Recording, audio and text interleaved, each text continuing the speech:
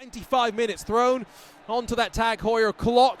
And now with the field seeing the green flag in hand, a little bit of a fan out. I don't know what race control's going to make of the 5 wide before we even got to pit exit. Bouclador goes defensive in towards the opening corner. It's 2x2 through the field, almost 4 wide for third position, but chaos on the start. One car's going to go around. Moniz and Genest getting tangled up with one another. Still though, Boucher having to defend on the run up into Coca-Cola corner as Leger holds on to second. Yeah, I was going to say there's a bit of side-by-side in that mid-pack, but nothing too major. Obviously, there's a bit of drama down into T1. A couple of bumps and bashes towards the right rear of the field. But for the most part, everyone's pretty chill, and it's already come out to about half a second of a gap. There's Kadachioglu going out wide before a big move down the inside from Connor Bell. Oh, and there's been contact. This has not been the cleanest. Oh, no, Genest there. But it just continued after that, and we'll probably have to go and jump forward to what happened between Trepanier and Johansson subsequently. Yeah, let's see going down. Obviously, this is into the hairpin. See that bit of a look down. There was Kadachioglu, there was Bell. More smoke in the background. We'll deal with that in a moment. And I think it was Bell that was sending it in quite hard, wasn't it? Yeah, I think so. Let's see if we can jump onto his roof cam. And he's not the one that makes the contact with Trepanier, but that doesn't mean he's not responsible for what was, let's be honest, a bit of an optimistic send. To the front though, Leger's under fire. Justin Rem to his left-hand side and trying to go the long way around. Yeah, indeed, trying to send it in. Obviously, Leger there on the inside, squeezing out the 718. It's going to allow Charles-Etienne Boucher just to clear a bit of a distance and a few positions that were picked up. Oh, my goodness me. Well, we were looking at this battle earlier on, and now they're all backwards and all over the place. That's Vincent Trepanier that's been spun around and pointed in the wrong direction. Good job to work their way back up the order, although that is not a good job. No. Almost looked like there were some bus brakes on that one, but yeah, not great. I think I know what's going to happen with this, by the way, in terms of race control. That's going to be our first penalty of the day. Oh, slam dunk, that is a penalty. Hero. Fair play as we'll see Genest go down the inside. There's maybe a bit of an overcommitment. They're going to pull it up to the apex. Yes. Throws it over the curb as well. Gains the single spot. That's a nice move. That is a very, very tidily executed move. Go to show that you need to feel comfortable with the balance of the car in this fixed setup. Now, Leger comfortable enough to fade to the inside, but does Boucher have the opportunity to take the momentum the long way around and still hold the inside in towards this left-hander? I mean, just look at the speed Leger has, though. Boucher tries to cut back into line. He's given the room, and new race leader, it's Leger in that 46. You're struck instantly from the race. Justin Rem with a big lunge to the inside. He's still sitting pretty comfortable in terms of the incident points he has to spare. I'm not sure if Boucher's in that same comfortable situation. Look how much room he's giving to the car on his outside. As to the left-hander they go. No change just yet. Leger trying to break away. Here comes Pacha. 10th in that first corner as Mobin, Carmen, Romano and Ross Booth all battle for 9th, 10th and 11th. They are brawling behind. They're going to be side by side through 100R though in this fight for what is now very much the final step of the podium.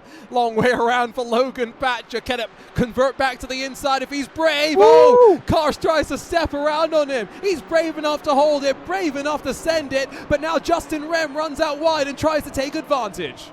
He's on top though in round 2 of the 2024 Porsche Esports Sprint Challenge Canada. Logan Pacha, Justin Rem. For a moment I thought they'd flipped around on the timing screen.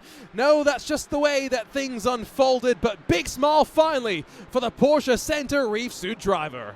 America's National Park of Speed. A quick look at the race results, a quick chat with our race winner, and then boom, we'll be on over to the second race of the day. But Leger 1 second clear at the end. Porsche Reef Suit on top, but Porsche Lozon, Charles-Etienne Boucher holding on to that second place finish and crucially holding on to championship advantages as well.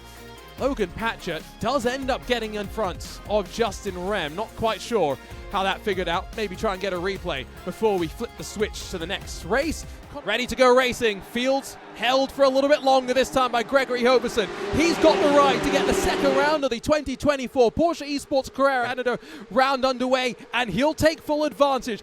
3 wide, almost 3 rows deep in the heart of the pack, but it's 3 wide for second for center stage. Ellis, Gagnon, Renault, and Lasharite all trying to just work through safely. One of those cars ran a little bit wide and took avoiding action, but Lewis this time, 23 of these Porsche Cup cars fire through the left-hander safely. What's happening behind just pulling over to that side and thinking, look, you can do what you're going to do and I'll do what I'm going to do. We'll play it from there. There is the spin, though, unfortunately, for Matt Murphy. And he was tagged, I think, there by the 74 of Tuccarone, and then, well, it all unfolded in front. There was another one that went off in the background. Couldn't quite figure out who it was. And then just watch. Oh, it's the 27, isn't it? You're right. He'll go back a spin ahead of us. A smoke in front. That's dangerous. And I think that's Alex Ellis potentially. No, it's the defending champion, Lasciarite. He's basically on the front of the car. And it's a light bit of contact. That's not a light bit of contact. And you'll basically go for a spin. Also then got tagged from behind. Fair enough, is what it is. Will he allow Carone to slip on through and maybe try and close the margin, because he could play a little bit of games of swapping back and forth. Back onto the left, Carone through to third. On the face of Alex Bergeron, but it's not going to stop 3 wide and the defending champion from grabbing 2 in the space of 1 corner. Yeah, this came section on the first lap with the lock-up, so I guess it is fairly fair, as here comes a move for the race lead. Yep, side by side. Gagnon Renault, 6,000 slower in qualifying, but finally faster out on track to take the point into that chicane, but with some clean air behind. It's an awkward one. So a solo spin. Maybe touch the curb a little bit on the inside. I don't know if he got tapped from behind. Let's have a little look from on board. So obviously committing onto the brakes. Could have been a rear lock, but it feels a bit late for a rear lock. Oh, I don't know, as much as I don't know. I think there was space between him and the car, but there was definitely, at least there was going to be contact. And I think there was a bit of air in that, but it's enough to shape to the inside, or is he? Oh, it's a big send, an audacious one. Somehow gets it stopped in time, and back to the lead goes Hoverson.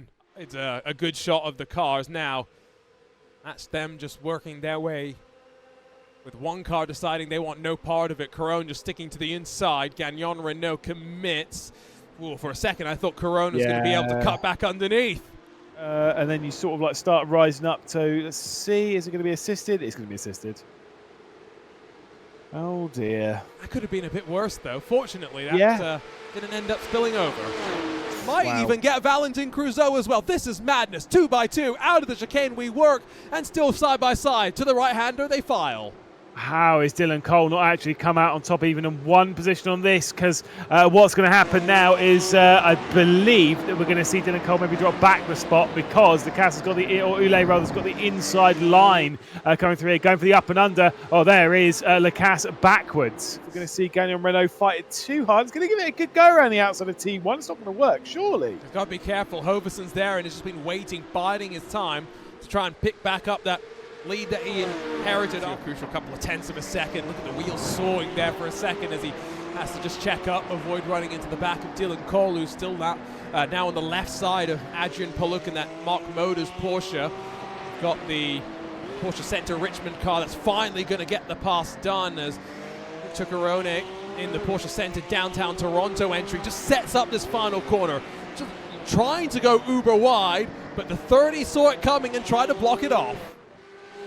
Oh, costly mistake though, straight out wide. Foreground now, Lasciarite shows his nose and eventually forces it. That was a very, very late move, and it's going to compromise them on the exit on this run down into turn 3. Move finally made, Lasciarite to 4th.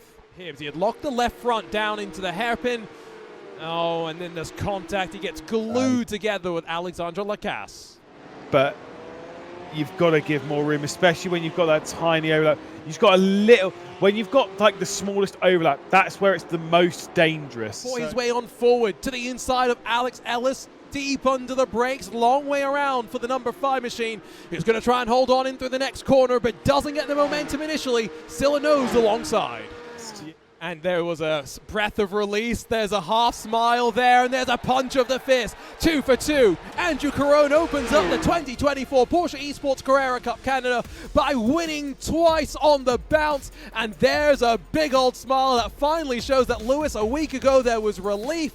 This time, there's the smile in the Porsche Esports Carrera Cup Canada. His margin back to the Porsche Centre North Toronto driver of Ian Gagnon Renault was a full second after 24 laps of racing action, while Gregory Hoverson in front of Alex Ellis, Antoine Lasciarite, after a little bit of contact, settles for 5th in his recovery drive. He does get the fastest lap though, 3/10 in front of Josh Minalos at the start-finish stripe, and then Giuliano Romagnolo. Alex Bergeron battled in those closing stages for 7th and 8th.